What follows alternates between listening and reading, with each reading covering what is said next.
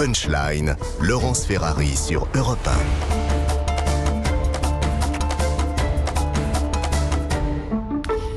18h, bientôt 36, on est en direct sur CNews et sur Europe 1 dans Punchline. Merci de nous rejoindre si vous le faites à l'instant. Nous sommes avec le commissaire Mathieu Vallet. Bonsoir commissaire. Bonsoir, porte-parole du syndicat indépendant des commissaires de police. Beaucoup de sujets autour de la sécurité aujourd'hui. On va parler des policiers qui sont en première ligne sur tous les fronts. Trafic de drogue, lutte contre les violences faites aux personnes, lutte contre les manifestants violents. On commence d'ailleurs par ce qui s'est passé à Sainte-Soline dans les Deux-Sèvres ce week-end avec des images d'une violence incroyable contre les forces de l'ordre, des gendarmes pour l'occasion qui était là déployés en nombre, 1700 gendarmes déployés pour tenter d'éviter les violences, ça n'a pas été le cas. Il y avait un certain nombre d'éléments Black Bloc présents sur place. J'aimerais juste qu'on écoute la réaction de la Première ministre Elisabeth Borne tout à l'heure au Sénat. Elle juge que ces images sont inacceptables et choquantes. Écoutez-la. Ce sont des scènes inacceptables et profondément choquantes. Malgré la grande violence de l'agression, les gendarmes ont tenu. Et sous l'autorité du ministre de l'Intérieur, ils ont maintenu l'ordre républicain. Et je veux à nouveau les remercier et leur rendre hommage et exprimer également toute ma solidarité et la solidarité du gouvernement avec tous les gendarmes blessés. Donc je le dis clairement, l'opposition à un projet ne justifie jamais la violence. La justice est saisie et je peux vous l'assurer, Monsieur le Président, il n'y aura aucune impunité pour ces auteurs de violence. Voilà la fermeté d'Elisabeth Borne. Ça va dans le bon sens, Mathieu Vallet, pour vous ? D'abord, je constate que c'est bien qu'on ait une classe politique qui condamne ces violences inacceptables qui ont été commises contre ces gendarmes et ces CRS, puisqu'il y avait aussi des compagnies républicaines de sécurité qui étaient engagées aux côtés des gendarmes. Et quand on a 61 gendarmes blessés, dont 21 grièvement, certains ont la mâchoire cassée, certains ont le visage défiguré par les projectiles, boulons, cocktails Molotov, en tout genre qui ont été lancés, non pas par ces manifestants, mais par ces activistes, ces extrémistes violents. Je constate que c'est bien, mais malheureusement, ce n'est pas une position partagée par toute la classe politique. C'est-à-dire ? Vous savez, une partie de l'extrême gauche, d'une certaine manière, est solidaire avec les casseurs et les agresseurs qui ont fait finalement d'un terrain de bataille, un champ de bataille, un champ de ruines lors des exactions qu'on a pu voir ce week-end sur tous les médias. Et quand on ne condamne pas ces agissements, et pire, quand on ne soutient pas ceux qui nous protègent, on voit bien qu'il y a ceux qui sont du côté des voyous et d'autres, la majorité, qui sont ceux qui nous protègent, c'est-à-dire ceux qui portent l'uniforme. Est-ce que pour autant, ce sont des éco-terroristes, comme a dit le ministre de l'Intérieur? Il parlait des 40 fichiers S qui se trouvaient dans le cœur de la manifestation. Mais vous savez, ces fichiers S, c'est des personnes, des individus que les forces de sécurité intérieure, la direction générale de la sécurité intérieure, les services du renseignement territorial de la préfecture de police de Paris connaissent que trop bien. Ils sont fichés justement parce qu'on les connaît, parce qu'on demande aux policiers lorsqu'on les contrôle de savoir où ils vont, qui ils fréquentent, qu'est-ce qu'ils font. Et d'une certaine manière, ces fichiers S, de la même manière qu'on a lutté contre les hooligans dans les enceintes sportives il y a 10 ans, aujourd'hui, on ne prend pas le même courage pour le faire. On ne les empêche pas de se rendre Exactement. sur ces lieux-là. Et quand on parle de terrorisme, moi je connaissais les terroristes islamistes. Maintenant on nous parle de terroristes écologistes, mais qu'on prenne les mêmes mesures. Alors si c'est des terroristes, il faut qu'on ait par exemple des mesures individuelles administratives de contrôle et de surveillance, c'est-à-dire qu'on oblige ces personnes à rester chez eux, à pointer dans des commissariats et déclarer leur lieu de résidence.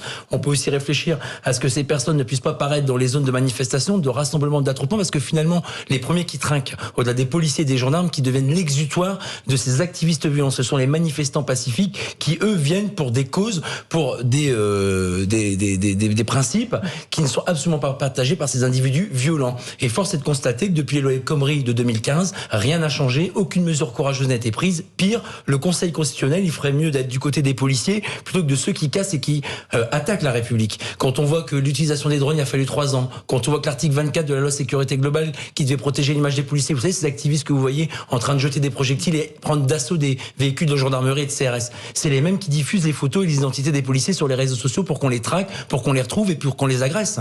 Quand aussi, par exemple, on interdit dans la loi Casseur, il y a presque maintenant 7 ans, qu'on puisse obliger ces gens-là à rester chez eux plutôt que venir attaquer et casser des manifestants, des vitrines et des policiers. Je vous dis qu'en réalité, on manque de courage politique et justement, tant qu'on ne prendra pas des mesures fortes à la hauteur des mots forts qui sont employés, rien ne changera et on reverra ces mêmes images dans les cortèges, dans les manifestations, dans les rassemblements et dans les attroupements qu'on voit que trop souvent durant l'année. Et je veux saluer le courage des policiers et des gendarmes qui depuis plusieurs années font face à une violence inouïe et qui rentrent chez eux devant leurs enfants, devant leurs femmes ou leurs conjoints avec des stigmates qui sont inadmissibles et pour lesquels on a une réponse pénale qui est encore trop faible. Il y a eu une réponse des gendarmes évidemment lors de ces violences. Il y a eu des tirs de LBD, des tirs de gaz lacrymogène. Il y a eu aussi des blessés parmi les manifestants. L'usage du LBD est très régulé pourtant.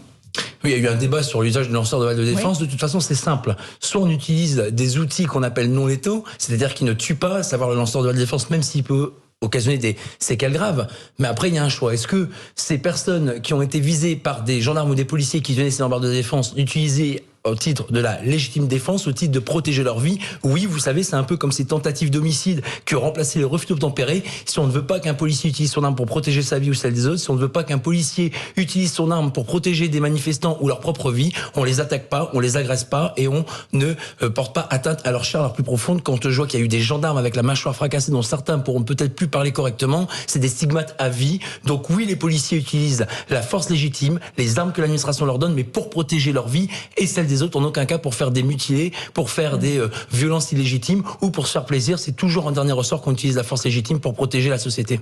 Parlons des refus d'obtempérer qui visent aussi bien les gendarmes que les policiers tous les jours, un toutes les 20 minutes, c'est ce que vous nous disiez. Il y en a encore eu un très récemment en région parisienne. C'est devenu quasiment un sport national de foncer sur les policiers ou les gendarmes. Et vous savez, moi je suis quelqu'un de terrain et d'expérience, comme beaucoup de mes collègues. Ça fait 18 ans que je suis dans la police nationale. J'ai commencé comme gardien de la paix. Actuellement, je suis en bac de nuit départemental du Val-de-Marne et il n'y a pas une nuit sans que mes collègues sur le terrain avec qui je travaille soient confrontés à des refus d'obtempérer. Sauf que la donne a changé. En 2 ans, on est passé d'un refus d'obtempérer toutes les 30 minutes à toutes les 18 minutes. Donc au rythme où le chiffre descend, on aura de plus en plus de policiers et de gendarmes exposés à la mort par des conducteurs qui aujourd'hui ne se contentent plus de plus s'arrêter. À la limite, on a l'habitude, c'est le jeu du voleur et du policier.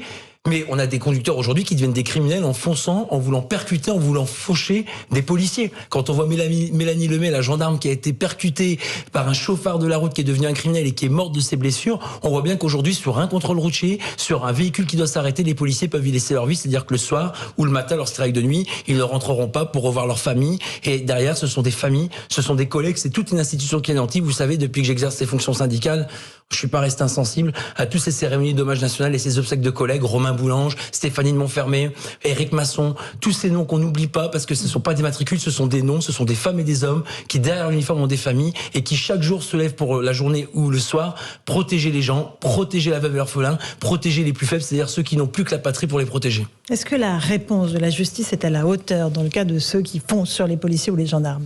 Mais vous savez, dès qu'aujourd'hui en France, on est outré ou qu'il y a une décision de justice qu'on n'estime pas à la hauteur de ce que les victimes, et y compris les policiers, vivent, on est tout de suite taxé d'anti-magistrats, anti-juges. Moi, je ne suis pas contre les juges, je suis contre l'injustice. Il y a une partie des magistrats qui font leur travail correctement, dans des conditions en plus déplorables et difficiles, quand on voit l'état aujourd'hui de nos tribunaux, des greffiers qui les assistent, des audiences qui sont fixées à un an et demi après les faits et qui a plus de sens au niveau de la réponse pénale et de la justice. Mais en même temps, il faut aussi constater, comme dans nos rangs quand on a des améliorations à faire, la critique, elle n'est pas là pour dézinguer ou pour démolir des gens, elle est là pour améliorer les choses. Quand vous avez des magistrats qui, lorsqu'ils font face, par exemple, à un policier de la BAC de nuit de Paris, qui s'est fait traîner plusieurs mètres par un chauffard qui est devenu un criminel et qui a mis une demi-heure à être intercepté par les policiers parce qu'il prenait tous les risques, feu rouge, piétons qui ont failli être fauchés, signalisation non respectée, code de la route méprisé, quand la personne elle comparaît devant le tribunal et qui veut préparer sa défense et qu'on lui dit vous serez en liberté le temps qu'on vous revoie la prochaine audience, c'est une insulte et un crachat à ceux qui nous protègent parce qu'ils ont l'impression non seulement de vivre la double peine, c'est-à-dire celle d'avoir eu l'infraction que leur infligeait l'auteur et celle que la justice leur met en retour en relâchant la personne qui les a agressés. Et tenez-vous bien, depuis 1 an et demi date de la mise en place de l'Observatoire de la réponse pénale, on a un voyou sur 10 qui va en prison après avoir agressé, frappé, insulté un policier ou un gendarme. Mais c'est ça la réalité. Donc on reviendra peut-être à l'état de nos prisons, mais à force aujourd'hui de dire qu'il n'y a plus de place en prison, que les conditions... C'est une réalité. 72 000 détenus pour 60 000 places. Voilà. Tout à fait, il y a 72 000 détenus pour 60 000 places. Mais c'est pour ça que dans mon syndicat, modestement, on part encore du bon sens. On demande depuis des années qu'on construise 40 000 places de prison. Alors on dit certains élus sont pas d'accord. Pardon, j'avais la faiblesse d'esprit de croire que l'État était encore l'échelon supérieur de la nation et que parfois, contre l'avis de certains élus locaux, on pouvait imposer des établissements pénitentiaires, non pas pour outrager les personnes qui y habitent, mais simplement pour incarcérer ceux qui font des victimes et protéger la société.